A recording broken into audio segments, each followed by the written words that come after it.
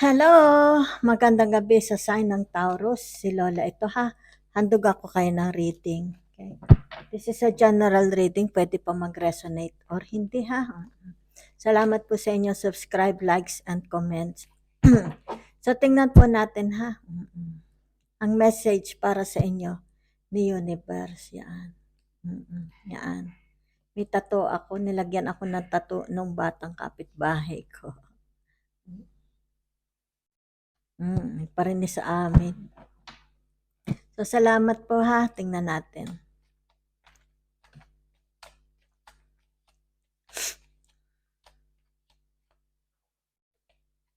Yan.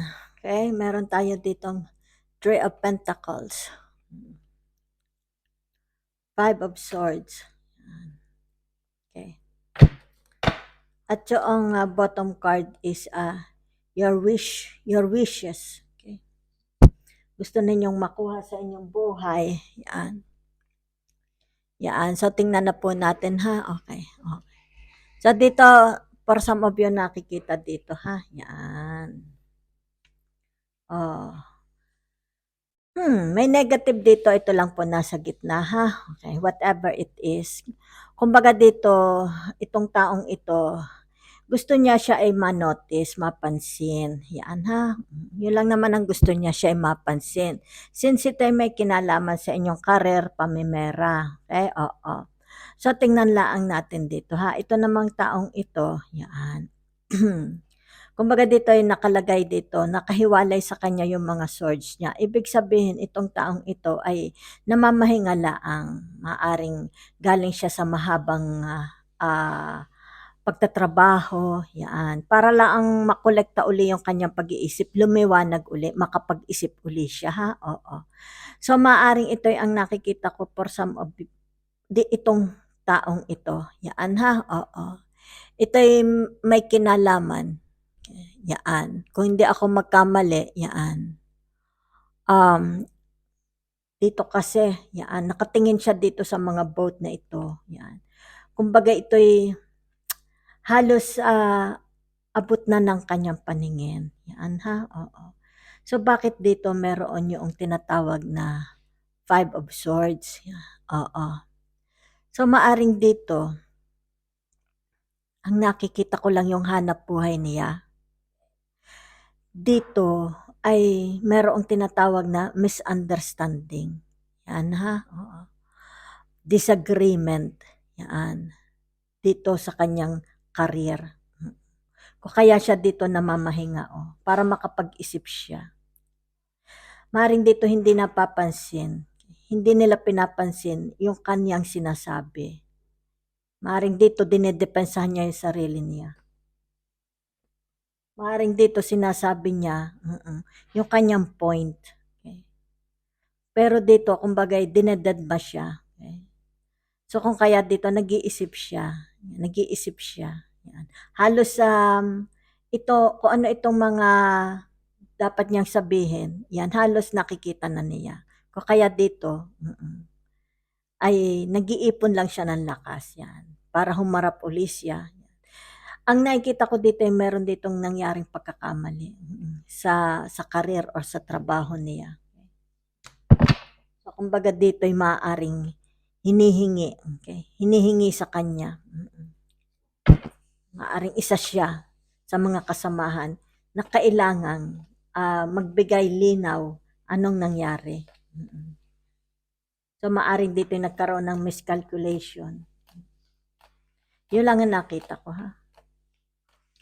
Kasi ang nakikita ko dito grupo mga grupo ng tao. Kumbaga dito kine-question sila, paano nangyari?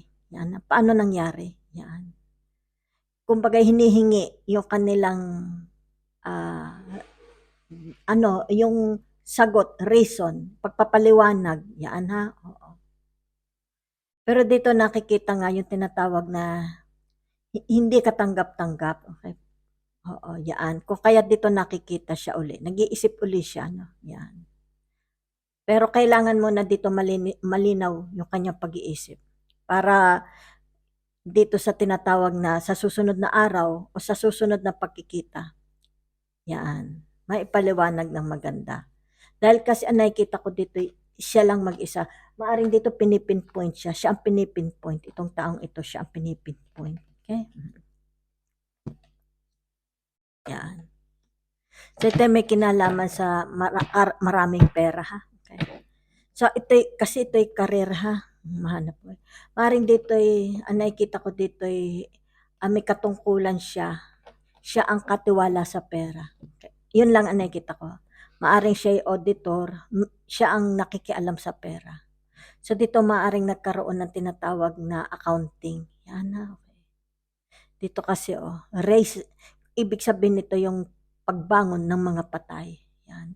So kumbaga dito hinihintay mo yung para sa iyong darating. Okay? Yung kumbaga dito ay yung ano tawag dito, yung judgment. Okay? Na kumbaga dito ay papabor sa iyo itong judgment na ito, ha? So dito nakikita for some of, ayan, itong taong ito. Yan. So ito yung tinatawag na Seven of Pentacles. It's about relationship, okay? So dito naman nakikita yung Nine of Pentacles. Okay? Narito yung tinatawag na the Gemini. Okay? So dito kailangan magpaliwanag, okay? Dahil ito yung malaking pera, nakikita ko po malaking pera ito. Maaring siya dito, kahera, cashier. Siya nakakaalam nito. Okay? Oo. Yan. O kaya nga dito, yan, hinihintay niya yung judgment. Itong bottom card na ito. Yan. Yung judgment. Na kumbaga itong judgment na ito, siyang magsasalba sa kanya. Okay? Yun ang nakikita ko, ha? So dito na, ayan ha, sandali lang. Yan. So dito nakikita yung kanyang emotions. Dahil ito moon. Ito ay tinatawag na energy ng cancer. Okay? So dito dalawa lang ang choice. Kung halimbawa ay magpapaliwanag siya. Okay? Ano nangyari dito? Ang nakikita ko lang, ito ay may katungkulan. Okay? Kumbaga dito ay maaring ito ay nagkaroon ng kapabayaan. Nagkaroon dito ng loss. Yan. Kung kaya siya questionable. Ito'y questionable itong taong ito. Yan Kumbaga dito, hindi siya makaisip. Yan. Halos hindi na siya makaisip. Wala siyang maisip na solusyon. Kaya nga dito makikita, yan Kailangan niya itong lutasin. Naghanap siya dito na solusyon. Kung kaya't pinapahinga niya muna yung sarili niya para makapasok dito. Okay? Magkaroon dito ng konkreto. Maganda kaisipan. Maaring meron siya mga nire-recall dito. Yan. Nire-recall. Pinipilit niyang ma-recall. Yan para ma-solve itong problema na ito. So dito nakikita mo naman nagdadasal siya. Yan. Kaya nga dito nakikita yung judgment. Yan. Rising from the dead. Okay? Ibig sabihin rising from the dead. Hinihintay niya yung judgment para sa kanya. Sana siya kumbaga dito ay ma-spare. Yan yun na nakikita ko. Yan. So kung dito meron siyang choice sa damon, okay? Ibig sabihin, dalawa lang ang choice nito. Yung tinatawag na fear and trust, okay? Kasi kumbaga dito, yan nakikita yan. Nakikita din yung fear sa kanya. Okay? Paano kung hindi niya ma-depensa ang sarili niya? Okay? Maaari ito iaakit sa korte. Paano kung hindi niya ma-depensa? Kaya nga dito nakalagay. Kailangan pili ka lang dito. Pagka halimbawa namuhay ka, yung hanggang inalagaan mo yung fear mo, talo ka. Diba? Okay. Whatever is this. Maaari ito'y kaso. Ngayon kailangan dito yung tinatawag na trust. Since ikaw na may dito yan maniwala ka, you trust your instinct. Yan Trust your instinct. Since nagdadasal naman itong taong ito. So, kailangan lang, huwag siyang matakot. Kasi dito nakikita may fear. Okay? May fear siya. Kaya dito, yung kanyang swords, that's his thought.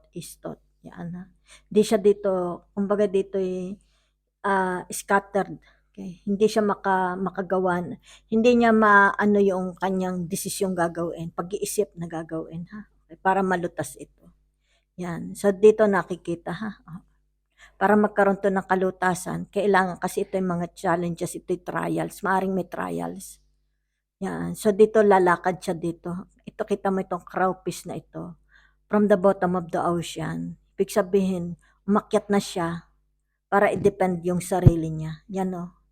Yan. Kung kaya dito nakikita na niya, oh. Okay? Halos pangitan na niya. So, kailangan lang lakasan niya ang loob niya. Yan dito, lakasan mo ang loob mo. Yan, kung sino ito. Yan, ha? Para lumabas yung katotohanan. Kasi dito hindi pa nga siya nakakaakyat sa lupa. Okay? Meron na nakaabang sa kanyang mga challenges. Yan. Pagsubok. Ngayon, pagka halimbawa kinapitan siya ng takot, ay talo. Okay? Oo. Kaya nga narito, oh. Yan, ha? Oo. Kailangan i-depensa niya yung sarili niya. Maaring ito'y trials. Okay? May mga trials ito, hearing na mangyayari. Yan. O kaya dito pinag-iisipan niyang maigi. Yan, dito, oh. Pinag-iisipan niyang maigi. Yan. Maaring ito'y kukuha ng abogado. Okay? Kukuha ito ng abogado. Yan. Yan lang po for today ang nakikita ko, ha? So, thank you very much po.